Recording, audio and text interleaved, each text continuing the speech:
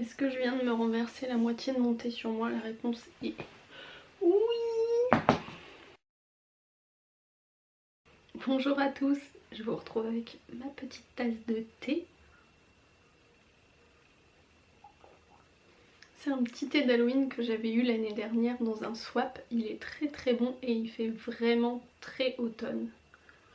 Du coup, aujourd'hui je vous retrouve pour un nouveau vlog. J'avais envie de reprendre un peu cette chaîne YouTube. J'ai l'impression de passer mon temps à dire ça, c'est pas possible. Mais j'espère que je vais réussir à m'y tenir cette fois-ci. J'ai déjà essayé de faire un peu le tri dans mes vidéos. J'ai mis pas mal de vidéos hors ligne qui ont plus trop de lien avec ce que je veux faire maintenant, à savoir vous parler de lecture.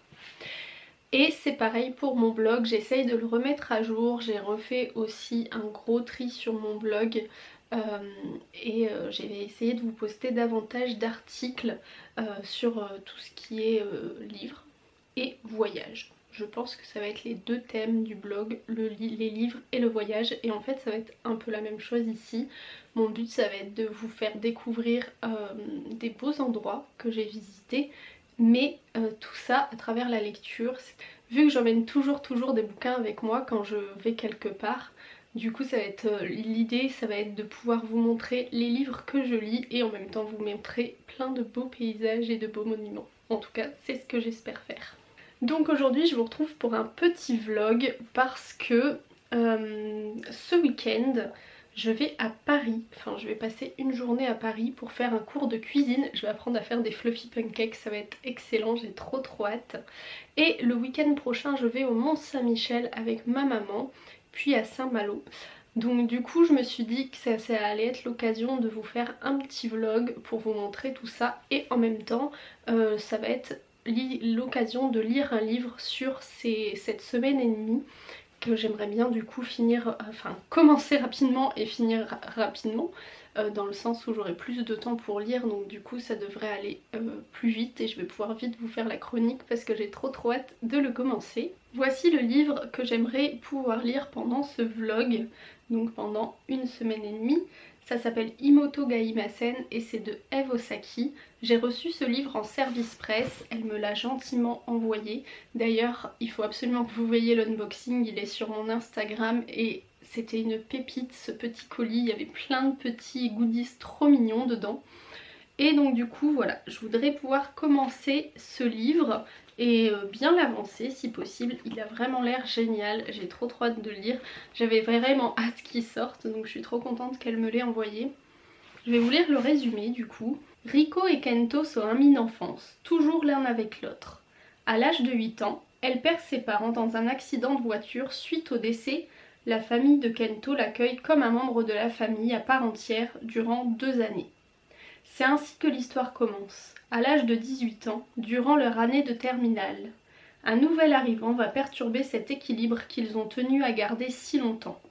Riko et Kento, qui se sont créés une bulle, un monde rien qu'à eux durant toutes ces années, vont devoir définir leurs liens. Amis d'enfance, frères et sœurs, amants, parviendront-ils à dépasser leur passé et à faire un réel pas vers l'avenir? Un avenir sans sœur. Bref, ça a l'air d'être une trop belle histoire d'amour et en plus ça se passe au Japon. C'est aussi un des gros points pour lesquels j'avais hâte de le lire. Évidemment vous connaissez mon amour pour le Japon et du coup pour tous les livres qui se passent au Japon. Voilà. J'ai vraiment très hâte de le commencer, mais avant ça je voudrais lire ceci. C'est la nouvelle qui se mettait entre Le Prince Cruel et Le Roi Maléfique normalement, mais j'ai déjà lu les 2 tomes, du coup je vais le lire maintenant. Je l'ai commencé hier soir mais j'ai vraiment pas lu beaucoup parce que j'ai lu autre chose avant, et je voudrais du coup finir ça aujourd'hui pour pouvoir entamer celui-ci demain dans le train du coup. Donc on va essayer de finir ça.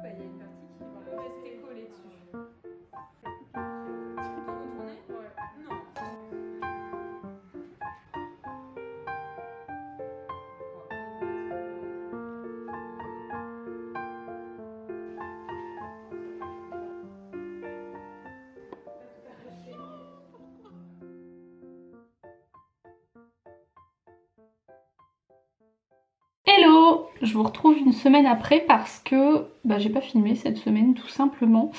Et voilà, donc du coup je vous ai mis en dernière image, ça devait être ma petite journée à Paris. L'atelier Fluffy Pancake, c'était vraiment chouette. J'ai juste regretté, c'est que j'ai dû partir assez vite parce que j'avais un train à prendre forcément. Donc c'était un petit peu tard pour moi en termes de timing. Mais sinon l'atelier en lui-même, il était vraiment chouette, je vous le recommande. Je vous mettrai en barre d'infos le lien vers l'atelier en question. Mais c'était vraiment cool et les fluffy pancakes étaient trop bons. J'ai hâte qu'elle nous envoie la recette. D'ailleurs faudrait que je regarde parce que je l'ai peut-être reçu déjà du coup. Et de pouvoir en refaire à la maison pour faire goûter ça à mon chéri et à Petit Mochi. Voilà. Mais en tout cas c'est vraiment trop cool. Et mes journées parisiennes comme ça où je vais dans des restos japonais, dans des boutiques japonaises, etc. ça me manque tellement. Avant Sacha, j'y allais une fois par mois quasiment, rencontrer des copines et puis faire des petites sorties resto et tout, et c'était trop chouette, j'adorais ça. Maintenant j'ai plus trop le temps malheureusement, mais c'est vraiment un truc qui me manque et j'aimerais bien y aller plus souvent quand même. Mais bon, pour ça faudrait déjà que je sois moins occupée. Et il faudrait aussi que j'essaye un coup d'y aller avec Mini Mochi parce que je suis sûre que maintenant je pourrais l'emmener avec moi et ça pourrait être chouette. Donc du coup voilà, c'était d'ailleurs mon objectif de cette année, essayer d'aller au moins une fois à Paris avec Sacha et j'ai pas encore réussi. Et on est au mois d'octobre, donc je sais pas si je vais y arriver avant la fin de l'année. Peut-être le mois prochain avec mon chéri, on essaiera, on va voir. Bref, et du coup dans le train j'ai un petit peu lu. Et j'ai un peu lu hier, mais sinon j'ai pas beaucoup avancé dans ma lecture, j'avoue. J'en suis à la page 53 et au chapitre 3, et en tout il y a 300 pages. Donc j'ai vraiment pas beaucoup lu. J'avoue que j'ai un peu foiré sur ce coup-là. Cette semaine j'ai lu pas mal de mangas, c'est-à-dire du coup j'ai pas lu mon roman.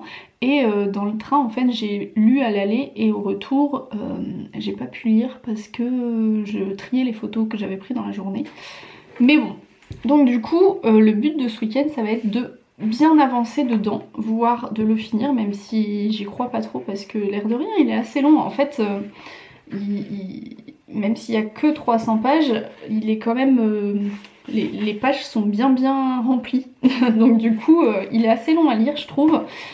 Mais du coup j'espère quand même réussir à bien l'avancer ce week-end, sachant que donc comme on va au Mont Saint-Michel et à Saint-Malo avec ma maman, je devrais avoir le temps de lire dans le bus. La seule chose qui me fait peur c'est que du coup il fasse noir dans le bus et que j'arrive pas à lire, donc je croise les doigts pour avoir suffisamment de lumière pour lire, on verra bien. Mais du coup j'espère que j'arriverai à avancer dedans. Pour l'instant les premiers chapitres m'ont bien plu.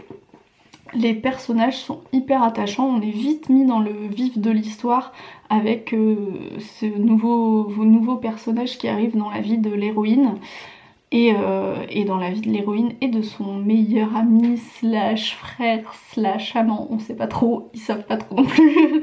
C'est tout le but de cette histoire justement, c'est de démêler un peu les relations entre les personnages qu'eux-mêmes n'arrivent pas encore à démêler. Et du coup les trois personnages principaux sont vraiment très attachants et super intéressants à découvrir. L'héroïne du coup a un passé assez triste, elle a perdu ses parents dans un accident de voiture. Kento qui est donc le meilleur ami, voisin, etc. Lui est surprotecteur et très proche d'elle, donc du coup voilà c'est pareil, il est vraiment intéressant, on se demande un petit peu ce qu'il recherche vraiment. Et le troisième personnage c'est Taisho. Je sais pas si je prononce bien son nom, cela dit. Et lui, il va se retrouver comme ça à vouloir s'immiscer entre ces deux personnes-là.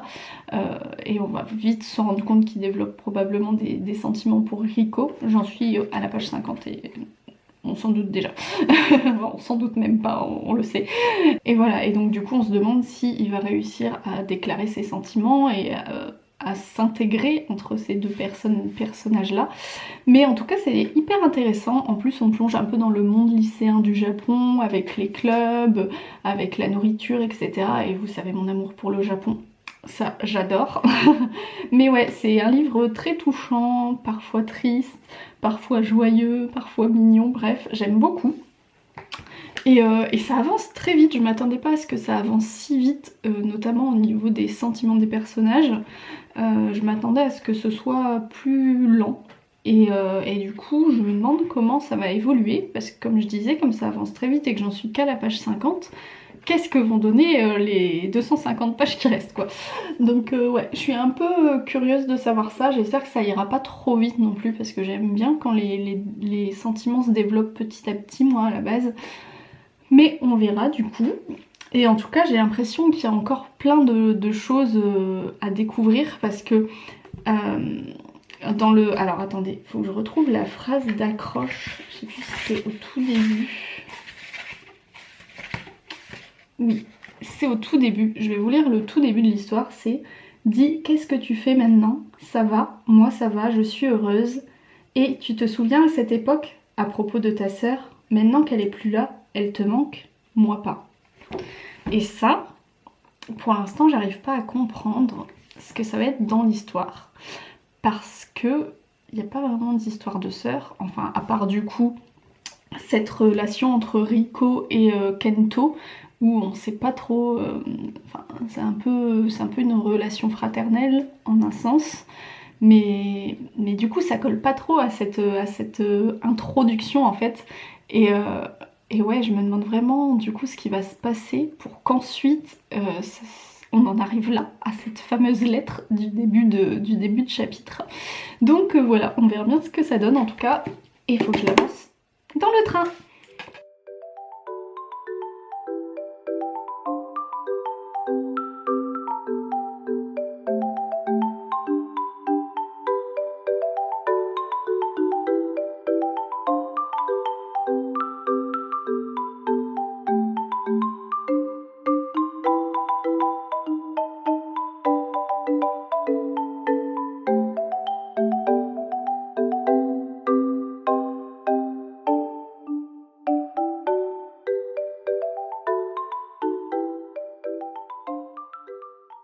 Coucou, je suis à l'hôtel, on est le lendemain. Hier j'ai pas pu trop filmer parce que il pleuvait quasiment toute la journée. On a fini de tremper, d'ailleurs je me suis enrhumée. Du coup j'ai pas trop sorti ma caméra parce que j'avais pas envie de la foutre en l'air à cause de la pluie. Mais on a passé une bonne journée à Saint-Malo quand même, c'était vraiment sympa. Et après on a visité un truc qui fait des huîtres. J'aime pas les huîtres, j'en ai pas mangé, mais c'était sympa quand même de découvrir ça. J'ai réussi à vous en filmer un petit peu. Et ce matin on va aller visiter une caramellerie, et ensuite on va visiter le Mont Saint-Michel. Donc ça va être trop chouette, c'était la journée que j'attendais le plus des deux. Et je vais vous parler un peu de mon avancée dans ce livre. Du coup j'ai pas mal lu dans le bus parce qu'on avait quand même pas mal d'heures de route. J'en suis à la page 191 sur 307. Donc j'ai quand même bien avancé. En fait j'ai été étonnée parce que je m'attendais pas à ça au niveau de l'histoire. En fait ça avance assez vite comme je vous le disais la dernière fois. Il se passe vite plein de choses, et au début j'ai espéré quelque chose où les sentiments se développeraient petit à petit. Mais finalement c'est assez rapide, sauf que en fait il se passe tellement de choses que malgré tout on n'a pas le temps de s'ennuyer. Et voilà, c'est un joli triangle amoureux si vous aimez ce trope là, si vous aimez les triangles amoureux. Très beau triangle amoureux dedans.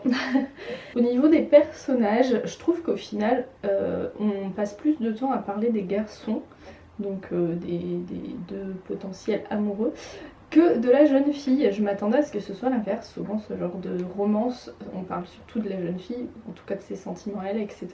Et là je trouve que les garçons sont plus mis en avant dedans. J'ai vraiment l'impression de lire un manga mais version roman, c'est vraiment ça. On voit que l'auteur s'est beaucoup inspiré du Japon et certainement du coup des shoujo, parce que vraiment j'ai l'impression de lire un shoujo. Du coup c'est vraiment très rigolo de le lire en format roman en fait, et je pense que ça serait une très jolie adaptation en format manga. Il y a beaucoup de mélange de sentiments, de tristesse, c'est vraiment...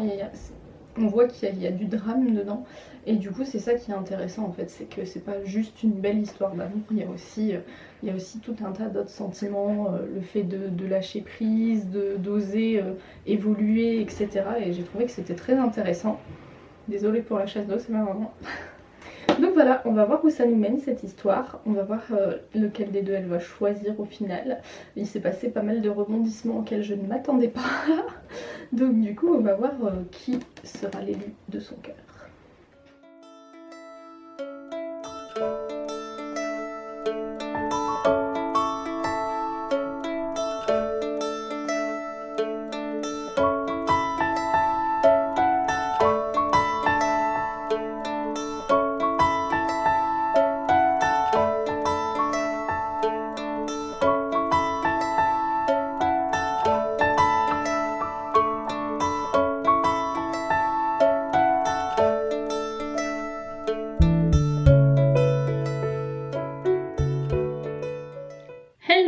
Je m'excuse d'avance pour la luminosité et pour l'énorme bouton que je cache sur ce front. J'ai l'air ridicule, on dirait que j'ai une bosse tellement il est énorme. Bref.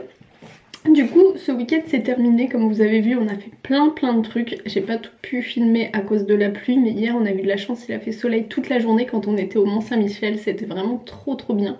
J'ai adoré visiter cet endroit et ça m'a encore plus donné envie d'y retourner. J'ai adoré. Bref, et du coup dans le car j'en ai profité, j'ai bien avancé, j'ai même terminé mon roman. J'ai donc réussi mon objectif qui était de terminer ce roman absolument ce week-end. Du coup je suis trop contente. Au niveau du roman en lui-même, j'ai trouvé qu'il était vraiment sympa, on a vraiment l'impression d'être dans un shoujo en fait. On retrouve les clichés en fait du shoujo et puis c'est vraiment cette ambiance là japonaise, mais vraiment l'ambiance japonaise qu'on retrouve dans les shoujo quoi. Du coup c'était vraiment sympa. D'ailleurs ça ferait une très belle adaptation shoujo je trouve. Et du coup au début je trouvais que ça allait un peu trop vite au niveau du développement des sentiments etc. Mais j'ai compris en fait qu'ensuite il y avait besoin de ce développement rapide pour pouvoir passer à la suite. C'est-à-dire passer au développement et en gain de maturité des personnages pour qu'ils puissent faire des choix et faire des choix de vie et essayer de devenir plus autonomes. Donc du coup c'était assez sympa, je me suis laissée prendre dedans du début à la fin je dois dire. Après je dois dire quand même que plus d'une fois j'ai eu envie de secouer de l'héroïne et de lui dire mais fais quelque chose là parce que elle se laisse énormément porter par ses amis. En fait au final c'est plus ses amis qu'elle-même qui résout ses problèmes et j'aurais voulu qu'elle gagne davantage en maturité, même si à la fin je pense que le fait qu'elle ait pris sa décision finale fait que c'est un peu un renouveau pour elle et justement ce gain de maturité. Mais j'aurais bien aimé le voir un petit peu avant pour qu'on ait le temps de le voir se développer davantage. Enfin, je sais pas comment dire ça mais voilà. Mais sinon c'était vraiment un très beau livre, une très belle romance. Je suis pas une grande fan des triangles amoureux à la base parce que c'est beaucoup trop triste pour l'un des protagonistes. Et là en fait c'est ça, dans ce roman j'ai eu l'impression davantage de suivre les garçons que de suivre l'héroïne. Et donc du coup je me suis énormément attachée à eux deux. Et c'était beaucoup trop triste à la fin qu'elle n'en choisisse qu'un, même s'il fallait bien qu'elle fasse un choix, mais c'était beaucoup trop triste pour le deuxième du coup. Du coup c'est pour ça que les triangles amoureux j'ai un peu de mal parce que je suis toujours beaucoup trop triste pour celui qui reste seul. Mais sinon c'était un très bon roman et si vous aimez la culture japonaise et les romances et surtout si vous aimez les triangles amoureux franchement ça devrait vous plaire. Hop, je suis désolée je répare mes trucs en même temps. Non, ça se casse la figure, ça tient pas. Donc voilà pour ce roman. Je voulais vous montrer aussi, avant de vous laisser pour la fin de ce vlog, j'ai reçu quelques petits livres que j'avais commandés. Déjà j'avais commandé ce manga, je m'attendais pas à ce qu'il soit grand, regardez la différence avec un manga normal. Donc j'avais commandé ce livre, Flowers of Vincent. Si je dis pas de bêtises, c'est pas une auteure française, c'est pas une auteure japonaise, c'est une auteure française, mais je suis pas sûre à 100%. Mais j'avais surtout craqué pour les dessins qui sont juste magnifiques. Ils sont trop beaux et c'est un manga en 2 tomes, donc ça se lit assez vite. Je commanderai le tome 2 si j'aime le tome 1. Mais voilà. En parlant de tome 1, j'ai pris un autre manga, j'ai pris Akane Banashi. J'étais vraiment curieuse de celui-là parce que j'en ai entendu parler à la Japan Expo et depuis j'avais envie de le lire. Donc voilà, on verra ce que ça donne. Pareil, j'ai pris que le tome 1 mais je crois que les 2 premiers tomes sont déjà sortis. Mais je voulais d'abord voir ce que celui-là donnait. Et le dernier, c'est celui que j'attendais le plus, c'est Le secret des pamplemousses, dont j'arrête pas d'entendre parler et ça a l'air trop beau, c'est un roman graphique. Et j'ai trop hâte de lire, je pense que ça va être peut-être ma prochaine lecture ou en tout cas pas loin parce que j'ai aussi quelques mangas à lire quand même. Mais il a l'air trop bien. Voilà. Sur ce je vous laisse pour ce vlog et je vous dis à bientôt dans une nouvelle vidéo. Ciao ciao.